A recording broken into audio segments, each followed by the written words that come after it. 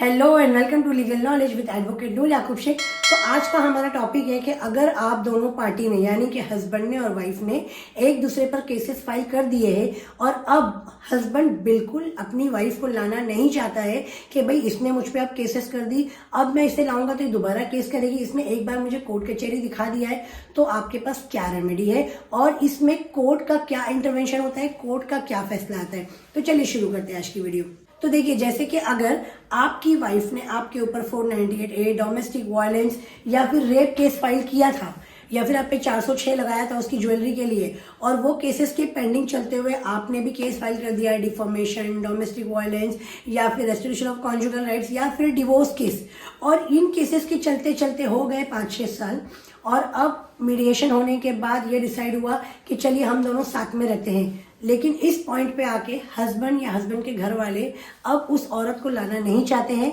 या तो wife husband के साथ रहना चाहती है और हस्बैंड अब वापस नहीं आना चाहता, या हस्बैंड ने दूसरी शादी कर लिया या दूसरी शादी का प्लानिंग कर रहा है, फिर वो किसी भी रिलीजन से हो, हिंदू हो, मुस्लिम हो, तो अगर वो प्लानिंग कर रहा है और वो चाहता है कि आप मुझे इस मैटर से डिवोर्स लेके सारे मैटर सेटल होके निकलना है, तो आपके पास क्या रास्ता है। तो देखिए, आपके पास सबसे पहले तो ये रास्ता है ना कि जो आपका डिवोर्स पिटीशन है आप उसे डिले करवाइए। आपकी काउंसलिंग, आपकी मीडिएशन में अगर लड़की जाना चाहती, दोनों में से जो भी पार्टी को साथ में रहना है, वो बार बार इसी चीज़ पे एम्फसाइज रही है कि मुझे जाना है, मुझे मैटर को सॉर्ट आउट करना है, मुझे सेटल करना है। इससे क्या होता है कि आपका मैटर जल्दी डिस्पोज नहीं होता है। दूसरा, कोर्ट देखता है कि ये पार्टी जो भी है, लड़का या लड़की, ये रहने पे जोर दे रहा है या दे रही है, इससे घर नहीं खराब करना है, तो मैटर को ना जल्दी से खत्म नहीं करते। काउंसलिंग पे काउंसलिंग, काउंसलिंग पे काउंसलिंग चलती रहती है और यही काउंसलिंग की रिपोर्ट्स आपकी डीवी मैटर 400A में चली जाती है, फिर वहां भी आपका मीडिएशन होता है। आपको मीडिएशन में भी यही बोलना है बार बार कि मुझे रहना है,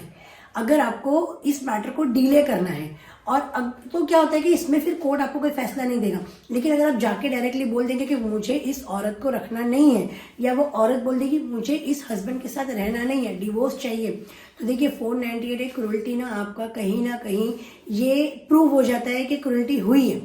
फीमेल की तरफ से या मेल की तरफ से। तो वहां पे फिर आपका मैटर थोड़ा सा डिले होता है, आपके क्रॉस में थोड़ा सा आप अटक जाते हैं और फिर आपका जो डिवोर्स का केस है वहां पे आपकी वाइफ आपको एलिमनी लिए बिना नहीं छोड़ती है, उसको एलिमनी चाहिए, फिर आपको उसको डिवोर्स देने में कुछ ना कुछ अमाउंट देना होगा। अब अगर ये बताया मैंने, अगर लड़का लड़की को नहीं रख रहा, अगर लड़की रहना चाहती है और लड़का रखना नहीं चाहता है तो एलिमनी देना पड़ेगा। और अगर सिचुएशन ये हो गई कि भाई लड़का चाहता है कि वो आ जाए, लड़की नहीं आ रही, तो उसे प्रूफ करना होता है कि मैं तो इसे रखना चाहता हूँ, फिर वो कहाँ जाती है, उसके पीछे कई मतलब केसेस में मैंने देखा है कि लोगों ने डिटेक्टिव भी हायर किए हैं। एक्चुअली इलीगल है डिटेक्टिव को हायर करना, लेकिन लोगों ने हायर किए हैं और मालूम किया कि ये घर से कितने बजे निकलती है, कहाँ जाती है, क्या करती है। कई बार लोगों ने उसके एक्स्ट्रा मैरिटल अफेयर या अपने कलीग या सीनियर के साथ उसके जो भी इलेजिटिमेट रिलेशनशिप है उनको हाईलाइट करके डिवोर्स लिया है। तो सिचुएशन टू सिचुएशन है, आपको आपके केस को लीगल रिसर्च खुद करना है और मुझे कमेंट करके आपको बताना है कि आपका केस क्या था और आप उसे कैसे टैकल कर रहे हैं, या फिर इन वीडियोस की वजह से आपको उनकी क्या हेल्प मिल रही है। जरूर मुझे कमेंट कीजिएगा, मैं कमेंट का रिप्लाई आपको जरूर करूंगी टाइम निकाल के। अगर आप अपॉइंटमेंट लेना चाहते हैं तो अपॉइंटमेंट के थ्रू जरूर कॉल कीजिएगा। मिलते हैं अगली वीडियो में अगली लीगल नॉलेज के साथ।